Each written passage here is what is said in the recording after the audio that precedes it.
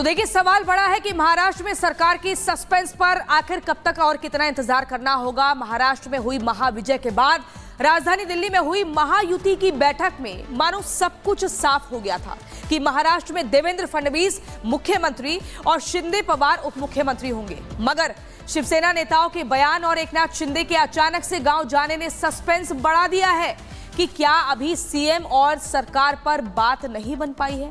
आखिर कहां पर पेच फंसा हुआ है, देखिए इस रिपोर्ट में।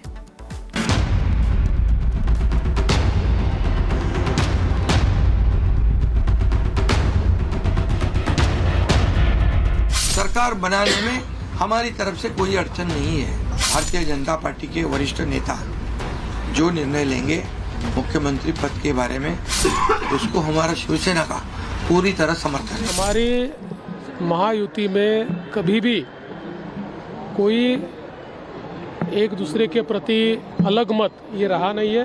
कुछ लोगों के मन में जो शंकाएं थी उनको दूर करने का काम सम्माननीय एकनाथ शिंदे जी ने किया है। थोड़ा इंतजार, बनने वाली है सरकार।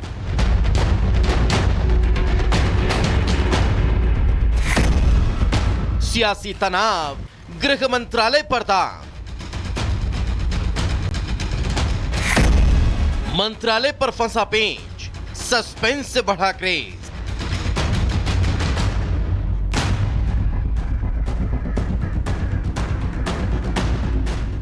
महाराष्ट्र की महाविजय के बाद से घिरे सीएम फेस पर असमंजस के बादल छटने का नाम ही नहीं ले रहे।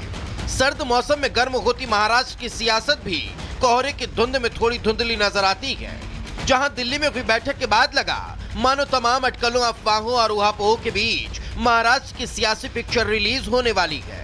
लगा शायद सब कुछ साफ हो गया है कि किसे मिलेगी सीएम की कमान, मगर अभी भी सस्पेंस बरकरार नजर आता है।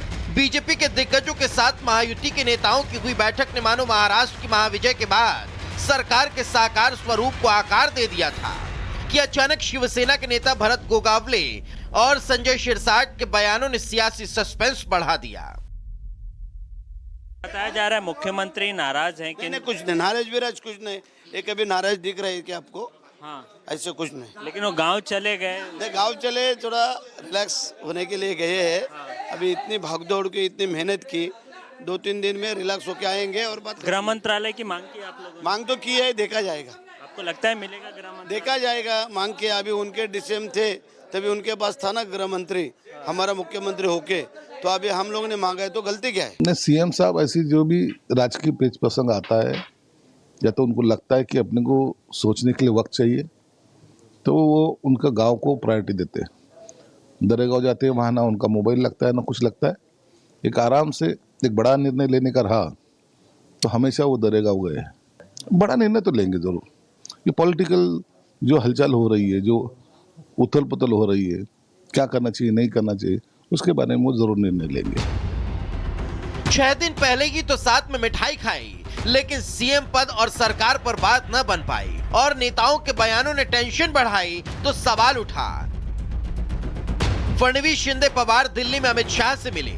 मुलाकात के बाद कल महायुति की बैठक थी, मगर मुंबई में होने वाली एनडीए की बैठक टल गई क्योंकि शिंदे अचानक अपने गांव सातारा चले गए। बस फिर क्या था, इसी एक्सरसाइज ने महाराष्ट्र की सियासत में सस्पेंस को बढ़ा दिया। मगर आपको बता दें कि अमावस्या के चलते महाराष्ट्र के मुंबई में होने वाली एनडीए की बैठक टल गई, जिसे लेकर विपक्ष ने बखेड़ा भी खड़ा कर दिया। लेकिन यह कहना गलत नहीं होगा कि सीएम की रेस में अब भी फडणवीस सबसे आगे चल रहे हैं। यही वजह है कि बीजेपी इस महाजीत के बाद शपथ ग्रहण कार्यक्रम को भव्य बनाने की तैयारी में जुटी है, जिसमें एनडीए के तमाम दलों की शिरकत होगी। Bureau report, Republic Bharat.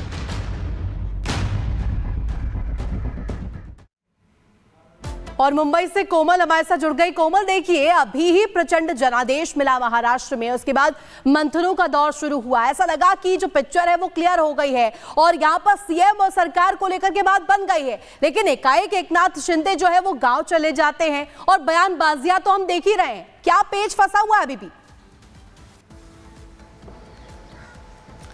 बिल्कुल, देखिए अगर महाराष्ट्र में सियासत की बात करें तो आज ये सियासत जो है, जो हलचल इतने दिनों से देखने को मिल रही थी, वो हलचल आज ठंडी हो गई है, क्योंकि एकनाथ शिंदे जो है अचानक से वो अपने पैतृक गांव चले गए। जानकारी ये मिल रही है कि देखिए जो अमित शाह से मीटिंग हुई थी उस दौरान पोर्टफोलियो को लेकर के चर्चा हुई, जिस पर सहमति नहीं बन पाई है, ये सूत्र हमारे दावा कर रहे हैं। क्योंकि एकनाथ शिंदे गुट की तरफ से लगातार देखिए ये कहा जा रहा है कि जो होम मिनिस्ट्री का पद है वो उन्हें मिलना चाहिए, लेकिन देखिए बीजेपी का ये इतिहास रहा है कि उन्होंने कभी भी होम मिनिस्ट्री जो है वो किसी भी जो साथ के दो दल है उनके साथ उन्होंने कभी नहीं दिया है। होम मिनिस्ट्री हमेशा से बीजेपी ने अपने पास रखा है। तो ऐसे में देखिए कहीं ना कहीं होम मिनिस्ट्री को लेकर के भी ये नाराजगी जो है वो देखने को मिल रही है। अब शिवसेना गुट के ही जो बेहद ही करीबी माने जाते हैं उन्होंने भी साफ तौर पर कह दिया है कि जब भी एकनाथ शिंदे अपने पैतृक गांव जाते हैं तो महाराष्ट्र की राजनीति में एक इतिहास लिखते हैं, बहुत बड़ा निर्णय लेते हैं, और आज शाम तक एक बहुत बड़ा निर्णय जो है वो एकनाथ शिंदे की तरफ से आ सकता है। तो ऐसे में अब सबकी नज़र भी,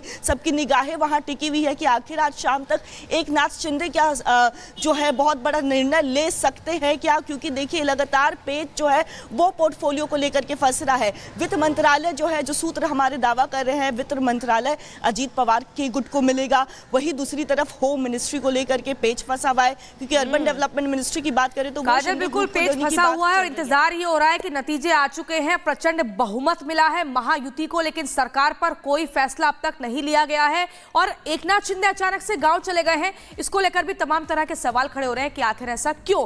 काजल, आपका बहुत शुक्रिया हमारे साथ जुड़ने के लिए। रुक रहे एक छोटे से ब्रेक के लिए। ब्रेक के उस पार भी लगातार खबरें जारी हैं।